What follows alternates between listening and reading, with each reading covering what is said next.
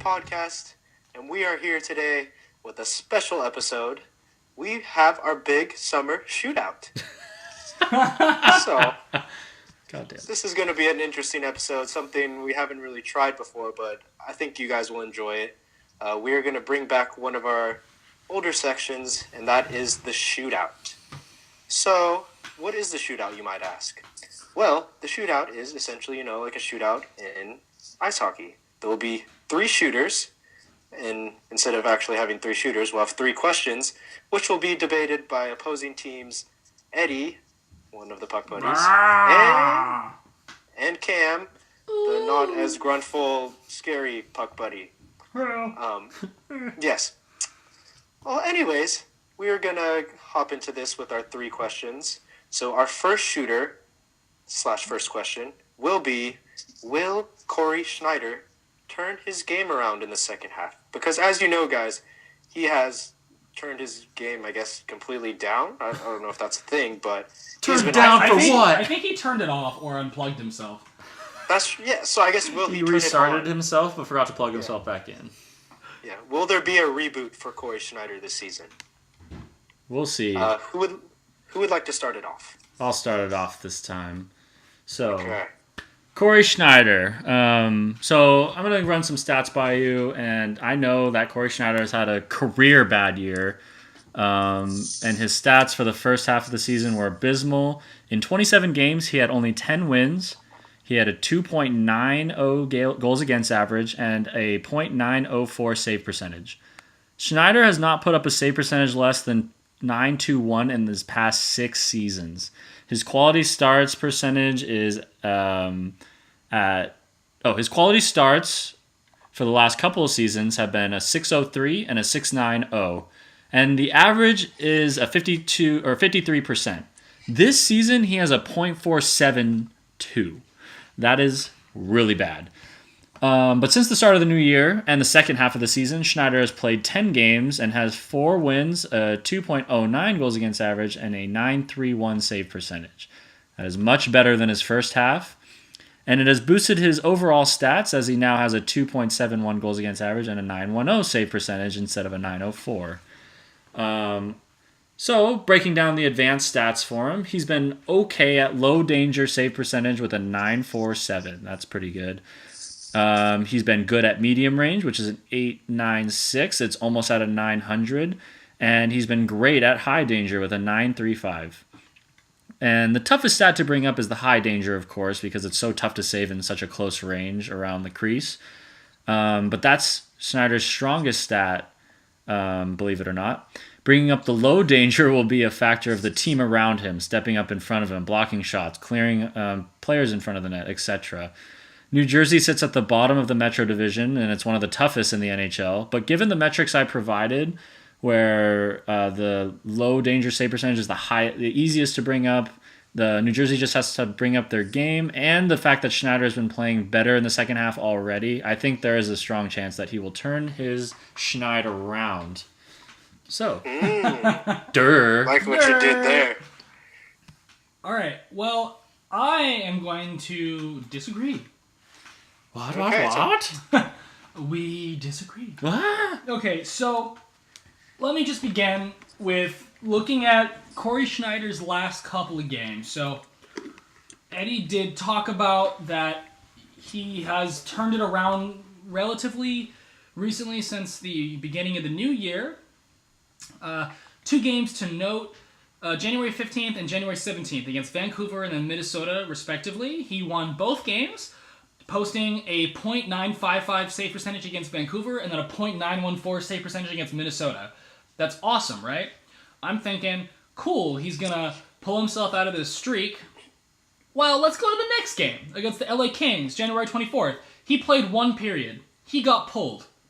They scored 3 goals on 12 shots. He had a .750 save percentage. So, to me, he's too inconsistent. I don't believe that his game is going to turn around to help the Jersey Devils come out of their slump right now. Let's see. The Devils currently, as a team right now, are last in the Metro. They are the only team to have more losses than wins. and their differential in goals is minus 31. That is atrocious. Now, Schneider and his goaltending tandem, they have allowed 144 goals against. That's second only to the Flyers' 155.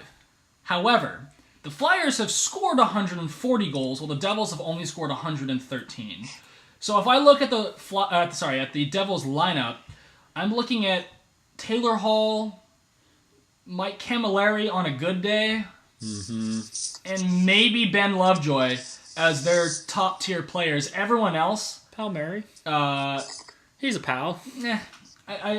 Palmieri's good, but I don't see them having the star power that other teams have. That's going to allow Schneider to really come out of this slump. So for me, I do not see him turning it around. The Devils themselves have not been able to string together more than 2 wins in the months of December or January thus far. Schneider is just kind of awful right now. He's 2.71 goals against average and a .910 save percentage this campaign with a 14-15-7 record. Clearly his worst season. I don't see him turning it around. So, yeah. Yeah, those are some pretty bad numbers. That's really bad numbers. Okay, well that was an interesting one to debate. Whether or not he will get off that schneid is definitely a real question that a lot of fantasy owners are wondering, especially since they paid such a high draft pick to get him. Yeah, don't rub it in. I'm sorry, Cam. I didn't mean to put you through that. So I guess you guys want to hear my decision. Is that where we're at right now? At the end. Why don't we go through all 3 and then let's go through one by one who won? I like that better. Let's do it that way. Okay, so for the second round of the shootout, we will discuss the Tampa Bay Lightning. And the question I have for you guys is, seeing how the Tampa Bay Lightning are, I guess struggling would be a light way to put it, will they make the playoffs? So as you've known, as within the past couple of years, Tampa Bay Lightning have continuously made the playoffs and have been a threat. They've done this even without Stamkos in the lineup, and they're in the same situation again. And, will they make the playoffs? That is the main question. A lot of Tampa Bay fans are wondering. What do you guys have to say? Well, let me begin by saying no. All right, let's move on. Right now, obviously, a big factor for them is that Steven Stamkos is injured. Again. And he's been out since mid-November. He's probably going to get back before the end of the season, but it's still unsure. So for me, that in itself is a big red flag. Now, you have other players that also are not playing up to their known caliber, notably Ben Bishop. And the Lightning have made it pretty clear that they're going to stick with Andrei Vasilevsky as their main goalie going forward. However, what are the Lightning going to do with Ben Bishop, right? So they're in a little bit of predicament being in such a low spot and having 2 pretty good goaltenders, but one, Ben Bishop, being a free agent on July 1st. Rumors have been spreading that Ben Bishop could go to perhaps the Blues for Kevin Shattenkirk because the Blues need a goalie badly, and it could be a good rental for both teams for the rest of the season.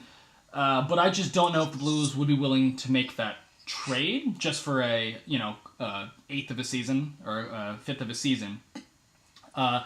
Another thing to look at would be the remaining games for all the teams. So for me, Tampa Bay, you could argue that when Stamkos gets back, or if Drouin and Johnson start picking it up, that's all well, and fine. However, looking at the difficulty of the remaining games for all 30 NHL teams, Tampa Bay is have the 4th most difficult lineup remaining, while teams like St. Louis, LA, Pittsburgh, and San Jose have the 4 easiest schedules remaining. So Tampa Bay does not have things lining up in their favor to make a turnaround.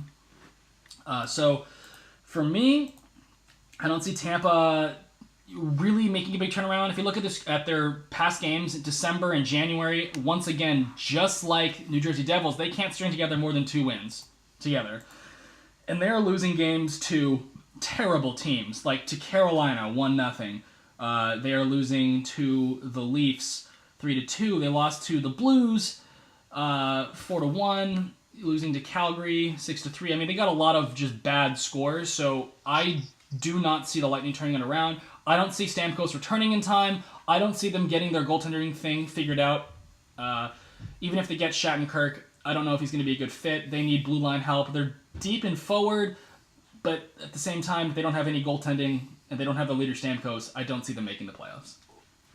Yeah. Right. Valid arguments. It's a pretty shaky schedule for them.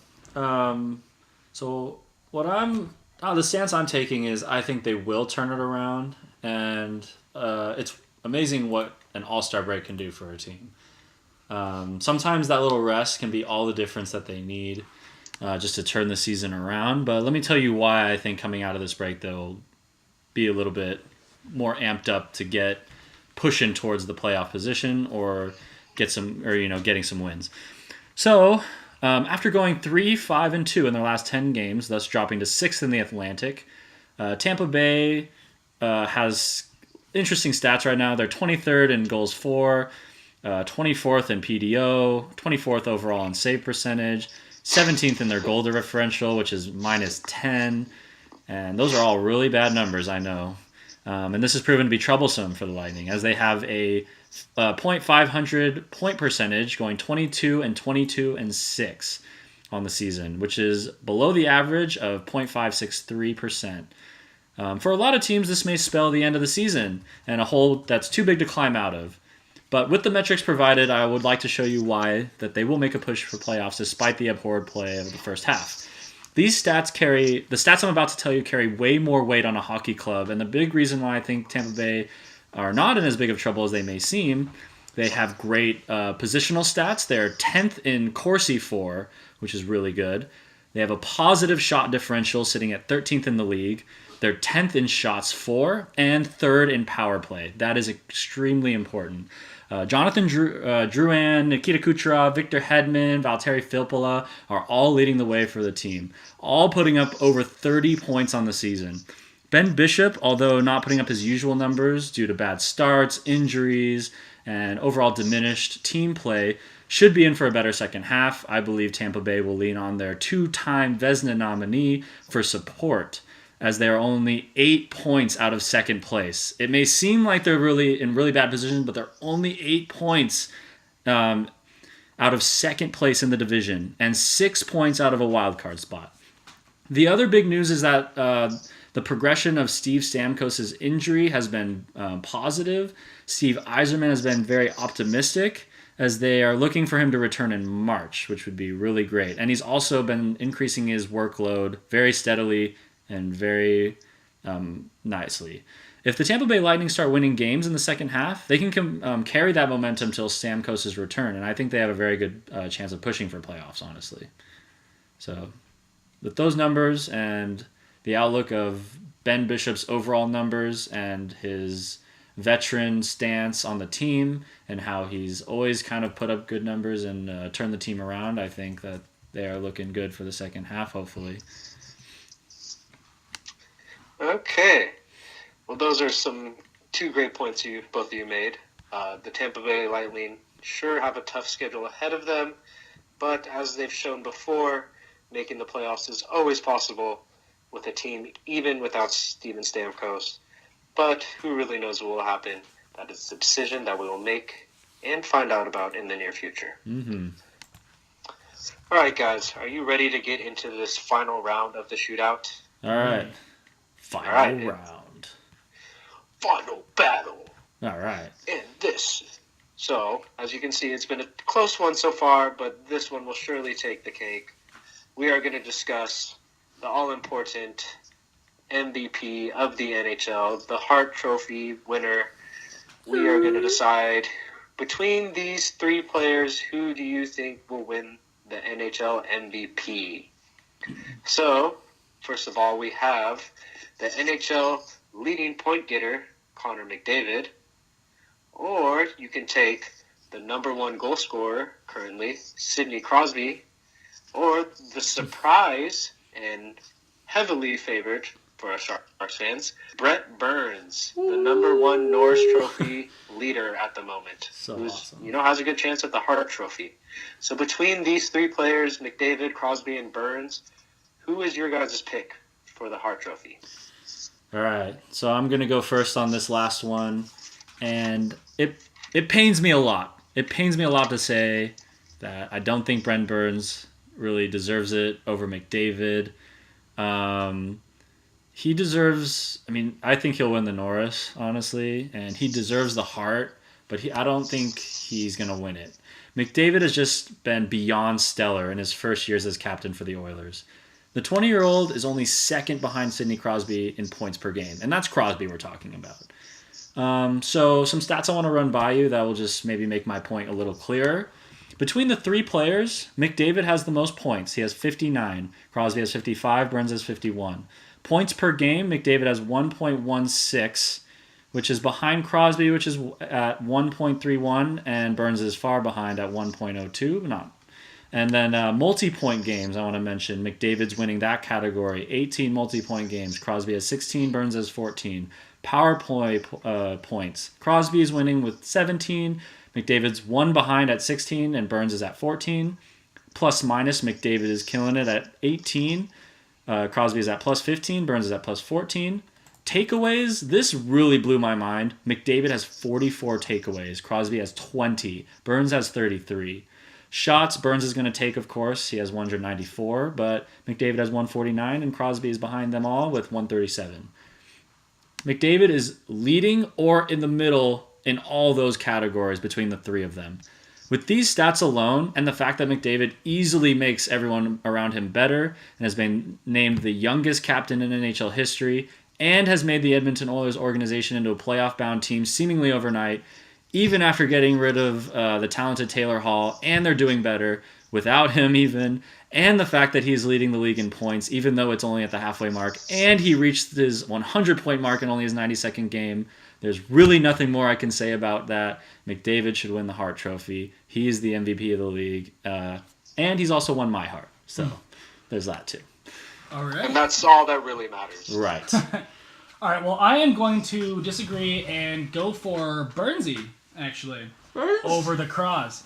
Now, McDavid does lead in a lot of those point categories, but let me remind everybody that Burns is a defenseman. So Burns is on track to rack up more goals than any defenseman since 1993. And through a little more than halfway through the 82-game schedule, Burns is fourth in the league scoring race, right, of any player, any position, not just defenseman, any position, just behind McDavid, Crosby, and Evgeny Malkin. So Burns is amazing not only to just watch, but he's amazing for his team. He has 194 shots. Second is Alex Ovechkin with 188. And he's connecting on 10.8% of those shots. That's pretty high for a shot percentage. They're actually hitting the net, getting through blocks. If you look at his previous season's numbers, okay, so this season, his shooting percentage is 10.8. This season, he is plus 14 on the year, and he has 51 points in 50 games, which is 1.02 points per game. Compared to the last two seasons for Burns. Last season, Burns was minus 5. Season before that, minus 9. Last season, Burns had a 7.6 shooting percentage, and season before that was 6.9. So for me, Burns has not only amped up his amazing offensive production to be fourth in the league overall in scoring at this point, but his defensive play has gotten so much better. You talk about takeaways, he has 33 and he's plus 14 on the back end. That's really good numbers for Burnsy. Also, if you look at the people he's competing with for defensive scoring, the defenseman in the NHL with the second most goals is Shea Weber. Burns has 21, Shea has 12. And that's the second most. So Burns has pulled himself away so much. He's also the leading scorer on the Sharks. Okay, so Pavelski, who has 42 points in 50 games, that's 9 points fewer than Burns' 51 in 50 games. I don't think there's anybody more important, no single person more important to a team and more iconic than Brent Burns. I think he deserves to win for his amazing All-Star game last year. No, his amazing defensive increase in the way that he's been playing, his offensive production, and how important he is to the San Jose Sharks team. So for me, I pick Brent Burns. Yeah, Well, there you go. That's very, very good pick. Yeah, that's definitely tough. I wouldn't be happy. I would be happy losing that. To him, yeah. To him, If yes. I told him Crosby, you'd have been like, get out of here. What? Get out. All right, Bo. All right, guys, you ready to hear the results? Yeah, what does your crystal ball say? So I'm looking deep into my crystal ball. Your balls? Sorry. Oh, yes, definitely have to look into those as well. But I guess we'll take this round by round to begin it. Okay.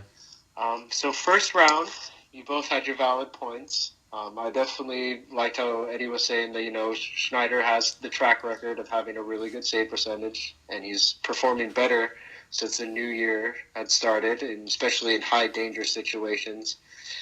But unfortunately, I can't stick with Corey Schneider the way he's been playing right now. The fact that the New Jersey Devils have more losses than wins already puts him at a disadvantage for goalie categories. So I have to stick with Cam on this one because, especially with fantasy goalies, you need to be able to get all three categories. And the fact that Schneider can only get, two of them, or if not even just one with the save percentage, is not good. So, he could turn his game around, but could he turn his game around to be a fantasy productive NHL goaltender? Heck yeah. I don't think that won't happen without getting wins. So I'll show you guys.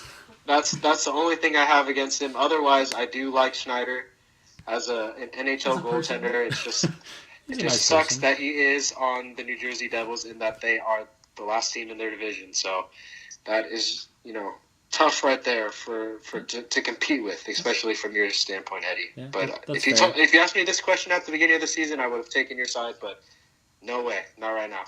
So Cam wins round one. That's fair. 1 point. Okay, this next one, I think I had the hardest time deciding with, and I honestly am still undecided. And it's a tie. Moving on. Yeah, I can't. I guess I'm just gonna have to go through both sides and my thought process to really come to a decision right now. What do you believe in your gut? Who do you think is gonna? Do you think that Tampa Bay will turn around or no? Looking at them right now, the fact that they are only 6 points out of a wild card wild card position is that's good for Tampa Bay. Mm-hmm. And they've proven before that they're a second half team and that, whether the odds are stacked against them, they are capable of making the playoffs. But, this is a different season. They've always had their issues with Bishop, and he's always responded. But the fact that, these two goaltenders are flipping and flopping is a tough one to decide, which way they'll go. If they stick with one goaltender, like if they stuck with Bishop the rest of the season, I think they have a better chance of making the playoffs than if they, keep on flopping between Vasilevsky and Bishop. So I don't know. Do you guys think that Bishop holds that position, or like they're gonna keep on playing him to advertise him for a free agent or possible trade option? That's what we don't know because. They said they are. They said that they wanted to keep him for the rest of the season. However, they also made it known that Vasilevsky is their goalie of the future. So, for me, if they get a tempting enough offer for Bishop, they may trade him away if it helps their D-line, like Shattenkirk. But, it's just, like you said, we don't know if they're going to keep flip-flopping or if they're going to choose one or the other because they both are having good games and then terrible games, At this point, I don't think they can sell Bishop because he's just been playing bad. Well, but on July 1st, they can't get him. He becomes a free agent and they can't re-sign him. He's way too expensive, so they're going to lose him for nothing. So you might as well get a rental for half or the rest of the season and playoffs, like we did with Polak, even though that was the worst decision ever. Yeah, Reimer was better. But you know what I mean? So I think that if the offer is good enough for both sides, they may say we really have no other choice. Yeah. Especially with Stamkos out until March, and that even could be until the end of March. You know what I mean? So. That's I think the only reason I see them starting him is to increase his price. And the fact that they'll keep on playing him, so if he wins some games, it kind of shows that he's still that Vezina nominee or Vezina winner, I guess. Then if he's capable of going to that level, then they'll be able to trade him at a higher value. Yeah. Or if they're just going to say screw it all, let's stick with Vasilevsky the rest of the season, and Bishop we'll just ride the bench. I think as long as they're like in the race, which they are right now, I think they're going to play Bishop a lot more. And I agree with you. They'll play him to showcase him, as well as the fact that he's put up the veteran numbers that they expect in the past. So I think that they have better chance to lean on him right now. Okay, and when did you guys say Stamkos was returning? March, and we don't know if it's going to be beginning, middle, or end. Yeah. Is it possible to tie? Is that an option, or are we picking winners? I think you got to choose one. Just who do you think? Even before you heard all of us talking. Well, as much as I find it hard for Toronto to get this wild card spot I think that Montreal, Ottawa, and Boston will be the top three at the end of the season. So I do not think Tampa Bay will win a wild card spot because the Metropolitan is too strong. The New York Rangers will get a wild card spot, and the Philadelphia Flyers will get one. So that means the Atlantic is stuck with the top three, and for Tampa Bay to kind of dig out of this hole will be tough because of the fact that Toronto has 3 games in hand on them, and they're already 5 points ahead of them. I mean, honestly, this is going to help Eddie a little bit. The teams above them, Ottawa and Toronto, have vastly outperformed what we thought they were going to do. So they theoretically could really slump the last half of the season if their young guys can't keep up with this NHL pace. However, my argument is that I don't think the Lightning can make up the time that they've lost without Stamkos and without Bishop and Vasilevsky playing as well as we know that they can. You know what I mean?